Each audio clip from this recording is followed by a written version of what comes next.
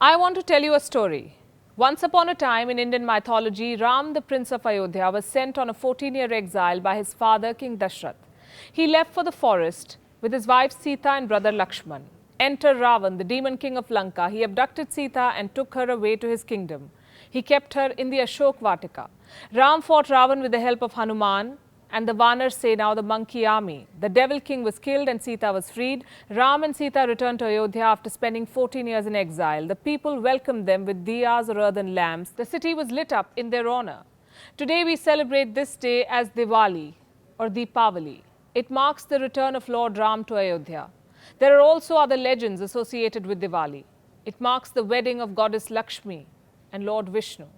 Some believe Diwali is a celebration of goddess Lakshmi's birth. Indians also worship Lord Ganesh and goddess Kali on Diwali. The 5-day festivity is celebrated across regions, cultures and religions. Diwali is a festival of light. It is a festival of togetherness. It is also a festival of cleaning up. It is believed that goddess Lakshmi enters the house that is clean and bright. So Diwali automatically becomes India's annual Marie Kondo moment. From shelves to old trunks, gardens and storerooms, everything in our homes is deep cleaned. But somehow, the cleanup is limited to that. It does not extend beyond our shelves into our lives. Why don't we change this in 2020? Hello and welcome to Gravitas Plus. I'm Palki Sharma Upadhyay. Why don't you and I declutter our lives this Diwali? And here's how we do this. First, by deep cleaning. Second, by disposing of things we do not want. Third, by rethinking our priorities. And fourth, by reimagining gifts. Let's start the cleaning. While cleaning your shelves, ask yourselves these questions.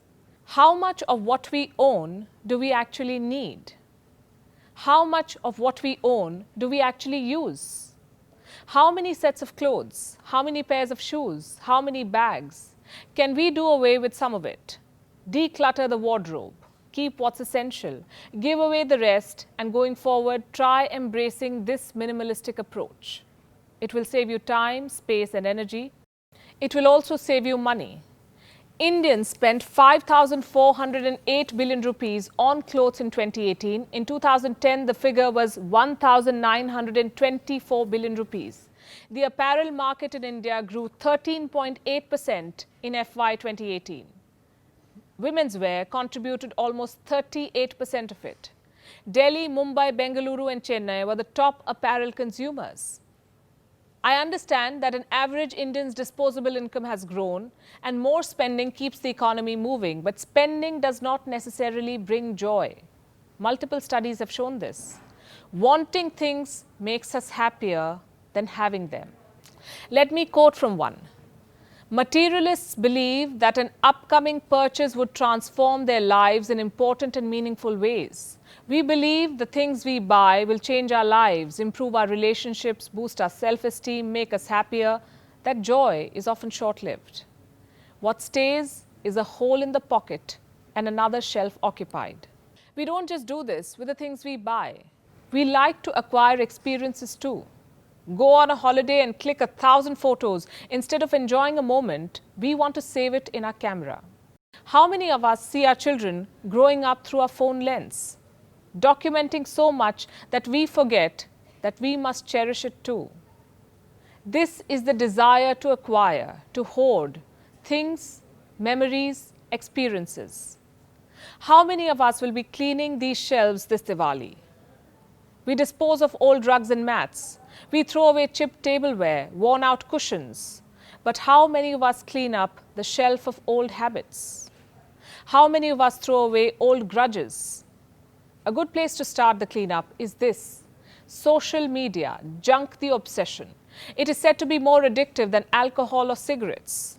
Also junk unhealthy body goals, toxic relationships, materialism, throw away excessive credit cards, dispose of the cycle of debt.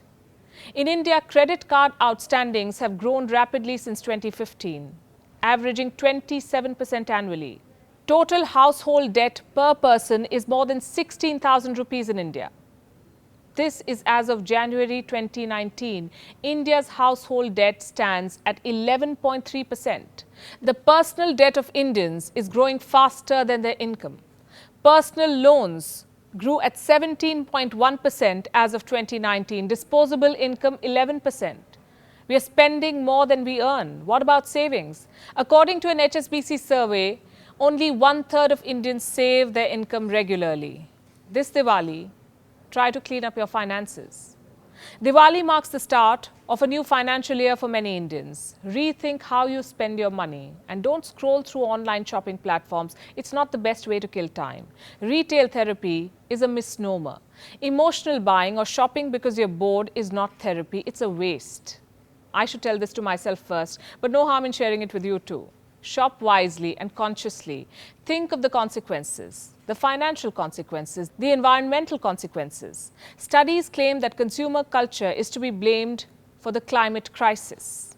A survey was conducted in the world's 94 biggest cities. It found that the consumption habits of 700 million people is responsible for 10% of the global greenhouse gases. If this consumption pattern continues, then emissions will double between 2017 and 2050, which means we will fail to limit global warming to 1.5 degrees Celsius. And if this pattern of consumption continues, we might also be depressed. Consumerism pushes people into depression. That's what a Northwestern University study found. Anyone who places great value on wealth, status and material possessions is more likely to be depressed. He or she is also more likely to be antisocial. Do you really want to pay money to be sad? I'm sure not. So rethink your priorities, because all the shopping, all the expensive cars is robbing you of your humanism and happiness. Here, I'm not making this up, and yet we want more. And Diwali is when we want to shop all we can. Why? Because that's a way to underline your prosperity. This year, try to widen the definition of prosperity. Do not limit it to materials or the gold in your jewelry boxes. Prosperity is also the sense of fulfillment. Prosperity is being successful in what you do. Prosperity is about having peace in your lives. A closet full of clothes and accessories cannot guarantee this.